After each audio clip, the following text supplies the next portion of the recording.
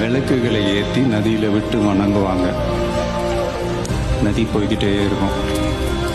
இன்னொரு இடத்துல சில பேர் பூக்களை தூவி நதியை வரவேற்பாங்க. நதி போய்கிட்டே இருக்கும். வேற ஒரு இடத்துல சில பேர், நம்மளை பிடிக்காத சில பேர்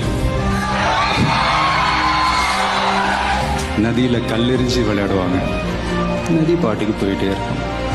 அந்த நதி மாதிரி தாங்க நம்ம வாழ்க்கையிலையும் நம்மளை வணங்குறவங்களும் இருப்பாங்க, நம்மளை வரவேற்கிறவங்களும் இருப்பாங்க, நம்மளை எதிர்க்கிறவங்களும் இருப்பாங்க.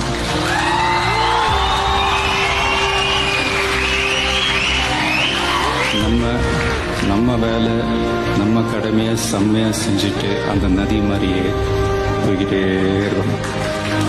அவ்வளோதாங்க, அவ்வளோதான் மேட்ரு. ரைட்டுங்களா?